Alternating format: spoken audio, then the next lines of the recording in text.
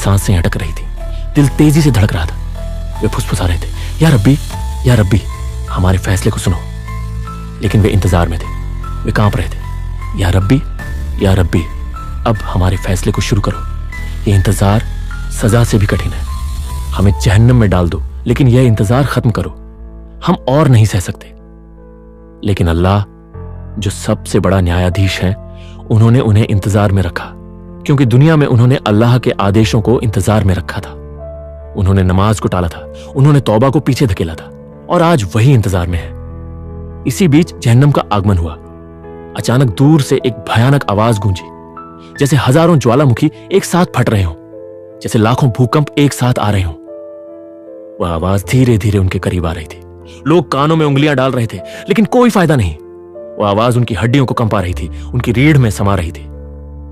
फिर दूर से दिखाई दिया जहन्नम, भयानक जहन्नम। 70,000 जंजीरों से बंधा हुआ, प्रत्येक जंजीर को 70,000 फरिश्ते खींच रहे थे। जहन्नम मानो एक जीवित दानव था, क्रोधित, भूखा और जंगली। इंसानों को देखकर वे और तेजी से उनकी ओर दौड़ना चाहता था।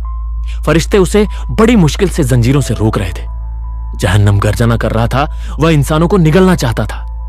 जब वह हश्र के मैदान की ओर बढ़ा, उसके क्रोध को रोकना असंभव हो गया। अचानक उसके भीतर से एक विशाल अग्निपिंड निकला, एक पहाड़ जितना बड़ा, धधकता हुआ आग का गोला। बिजली की गति से वह हश्र के मैदान की ओर दौड़ा। कुछ ही सेकंड में वह इंसानों के पास पहुंच गया। उस आग को देखकर लोग पागल हो गए। वे भागने लगे, लेकिन भागने की जगह कहां थी? जिस दिशा में भागते, आग वहां थी। जिस दिशा में देखते, आग वहां थी। वे छिपने की जगह ढूंढ रहे थे, खुद को मिट्टी में दबा रहे थे, लेकिन आग नहीं रुकी। वह निरंतर बढ़ती रही। बस कुछ सेकंड बाकी थे। उस आग में पूरा हश्र का मैदान जलकर राख हो जाता, करोड़ों लोग राख बन जाते। लेकिन आखिरी पल में आकाश से नूर का प्रकाश लेकर जिब्राइल अलैहिस्सलाम आए। उनके हाथ में एक छोटा सा बर्तन था, जिसमें सच्चा पवित्र पानी था। उन्होंने उस पानी को उस विशाल अग्निपिंड पर उड़ेल दिया। तुरंत घना भाप उठा। आग पल भर में बुझ गई और बर्फ की तरह ठंडा पत्थर बन गया। करोड़ों लोगों ने एक साथ गहरी सांस ली, मानो वे बच गए। लेकिन यह आखिरी रक्षा नहीं थी। लोग हैरान होकर पूछने लगे, यह कैसा पानी था? इतनी भयानक आग कैसे बुझ गई? तब जिब्राइल अलैहिस्सलाम ने कहा, यह तुम्हारे आंसुओं का पानी था। दुनिया में जो आंसू तुमने बहाए, रात में नमाज पढ़ते हुए, अल्लाह के डर से, उनके प्यार में, अपने गुनाहों के पश्चाताप में, कुरान पढ़ते हुए, अजान सुनते हुए, माता पिता के लिए दुआ करते हुए, ये वही पवित्र आंसू थे। इन्हीं ने इस आग को बुझाया, इन्हीं ने तुम्हें बचाया। लेकिन यह केवल थोड़े समय के लिए है।